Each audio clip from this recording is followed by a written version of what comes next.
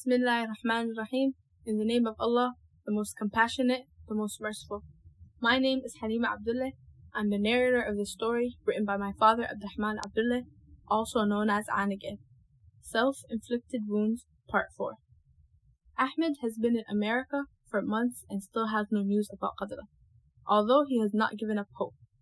Qadra, along with a group of men and women who were drinking wine together on a weekend, got into a fight where they hit Qadra with a bottle on her head, making her lose consciousness. A short time later, Qadra was taken to the hospital where she received several stitches on her head.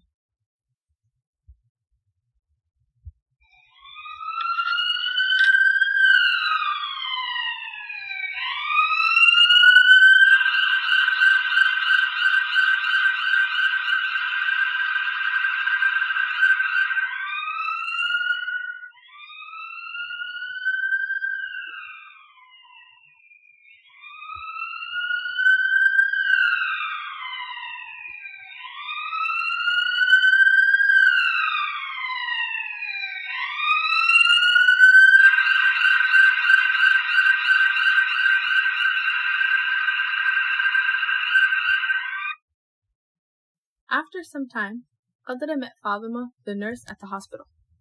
Fatima interviewed Qadra about how she came to America, and Qadra told her the story about how she came with Maryam and her children while her mother Qali and her brother Ali are still in the refugee camp in Kenya.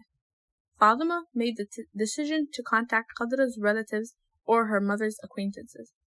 She gave her number to halal meat stores and Somali restaurants in Ohio, Columbus, so that they can call if they have any news about Qadra. Ahmed and his family moved to Ohio, Columbus, so that he himself could find out whether Qadra was alive. Qadra is now out of the hospital and back to her dangerous life, working 1 week and drunk the next.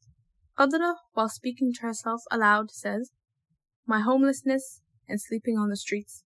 Is there nobody who can take care of me? Who do I have a problem with, and why am I going through this hardship? Are all Muslims and Somalis dead? Is only Alex's family helping me? O Allah, alleviate my hardships and sufferings."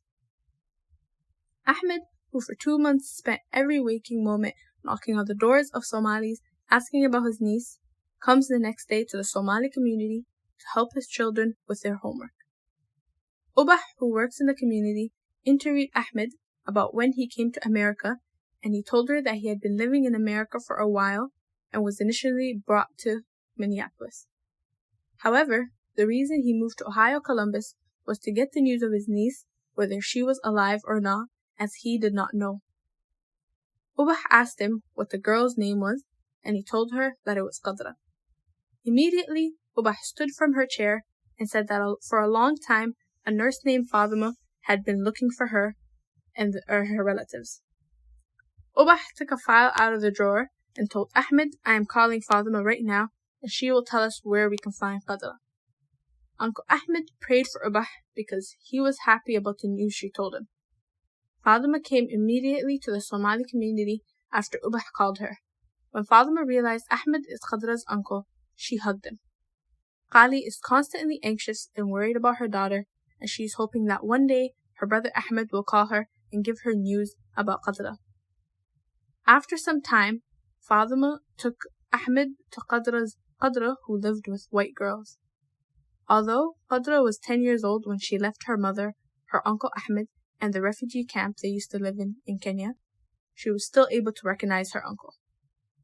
Ahmed was very happy and told Qadra to pack her clothes and said, "You will live with me." Qadra asked her uncle Ahmed why they sent her with Maryam, even though she is not related to her. Ahmed responded saying, "The situation they were in was bad, which is why your mother decided to send you with Maryam to America to live a better life instead of suffering in the refugee camp." Qadra asked her uncle about her mother and her brother and the state they are in. He told her that her mother is blind from one eye and isn't able to see from the other eye properly, and her brother Ali got married and has 2 kids. Qadra told her uncle Ahmed that she could not go with him today because she has work, but she asked him for his address and told him she will move in tomorrow. Ahmed did not waste any time and called his sister Qali in the morning and told her that Qadra is alive and will move into his house tomorrow. That night was different from the other nights for Qali because she was able to sleep soundly.